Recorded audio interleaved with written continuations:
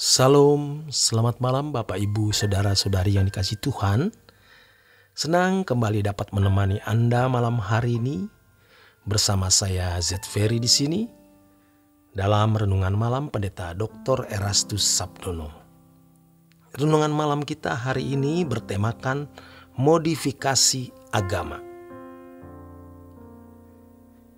Kita tidak bisa menyangkali kenyataan bahwa keadaan dunia di mana kita hidup ini, keadaan bumi di mana kita berdomisili ini tidak bertambah lebih baik. Faktanya justru menjadi lebih buruk dari berbagai aspek dalam berbagai bidang kehidupan. Dari aspek ekonomi, kita melihat dunia makin mengalami keadaan yang degradasi, menurun atau merosot. Negara adik kuasa seperti Amerika mengalami inflasi. Ada 10 atau bisa lebih negara yang diramalkan akan bangkrut. Puji Tuhan, salah satu pejabat IMF menyatakan bahwa Indonesia masih bisa kokoh. Negara kita, Indonesia, masih dapat kokoh dan bertahan di tengah krisis ekonomi global ini. Alkitab sudah menubuatkannya. Adanya kuda hitam yang berkeliling dunia. Ini menunjukkan krisis ekonomi. Alkitab juga menubuatkan adanya kuda merah.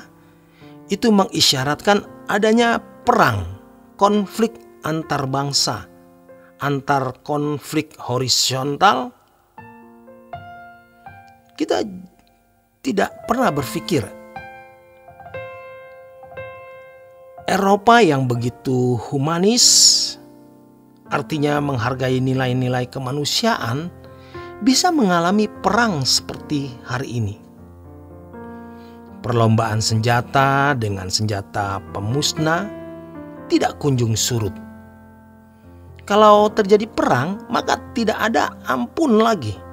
Dunia akan menjadi padang gurun karena kekuatan nuklir sudah ratusan kali, bahkan ribuan kali dari kekuatan bom yang pernah dijatuhkan di Hiroshima dan Nagasaki. Belum lagi ekosistem bumi, pergeseran lapisan tanah yang mengakibatkan erupsi, gunung meletus, tsunami, anomali cuaca, suhu panas ekstrim di beberapa negara. Sementara di tempat lain ada daerah yang dingin sekali. Manusianya bisa sampai menjadi beku. Belum lagi krisis moral, di mana indikasinya adalah kejahatan manusia bertambah-tambah. Di mana-mana sudah tidak ada tempat yang aman. Dulu kalau kita ke Eropa, kita bisa merasa aman. Sekarang di beberapa negara Eropa pun kita menjadi tidak nyaman karena di mana-mana sudah tidak aman. Pada tahun 90-an ada riset di Amerika. Dari 3 pernikahan, 2 diantaranya berakhir dengan perceraian. Dulu kalau yang namanya kumpul kebo itu memalukan.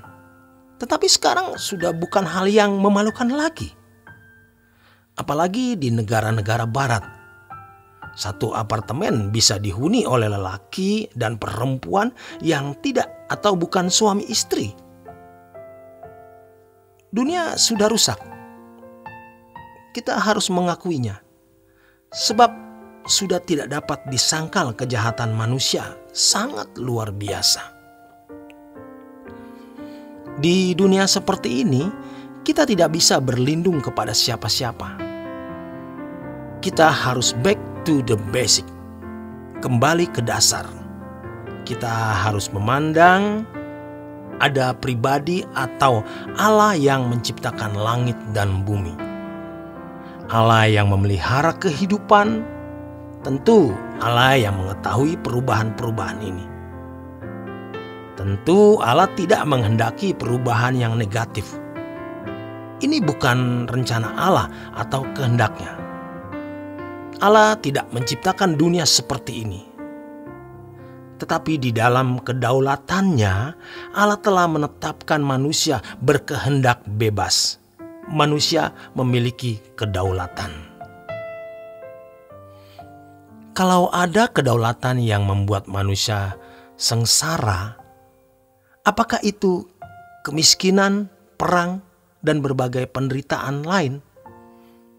Bukan karena Allah merancang atau mendesain semua ini. Bumi rusak karena penduduknya.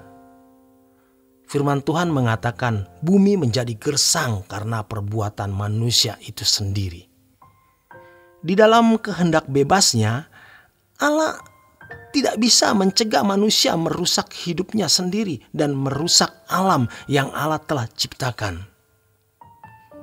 Inilah tatanan kehidupan yang tidak bisa dihindari.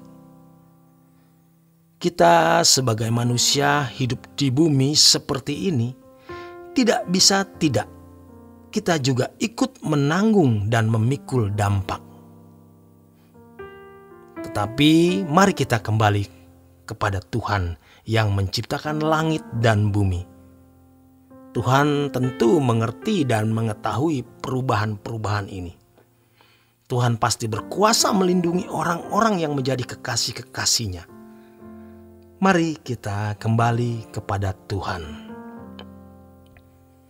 Dengan kita ke gereja, belum tentu kembali kepada Tuhan. Orang bergereja itu belum tentu kembali kepada Tuhan. Justru yang terjadi, agama banyak menipu manusia. Maksudnya bukan agama dalam arti agama umum, tetapi cara orang beragama itu yang salah. Tentu semua agama mengajarkan kebaikan, termasuk juga kekristenan.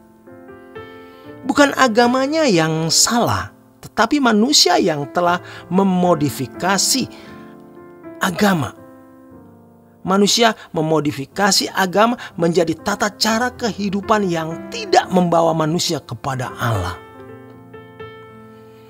Dalam konteks Kristen, ada modifikasi-modifikasi di dalam agama Kristen yang membuat orang Kristen justru tidak menemukan Allah. Misalnya, kesan yang ditimbulkan, isyarat yang dilahirkan di gereja atau dalam komunitas orang Kristen. Kalau sudah ke gereja, rasanya sudah menjadi anak-anak Allah. Sudah ke gereja, rasanya sudah berhubungan dengan Tuhan. Kita melihat banyak orang Kristen sudah berpuas diri dengan datang ke gereja. Ini modifikasi yang tidak pernah dilihat dengan teliti oleh banyak orang. Kita tidak menyalahkan agama atau kekristenan, tetapi modifikasinya. Memang di sini kuasa kegelapan bekerja.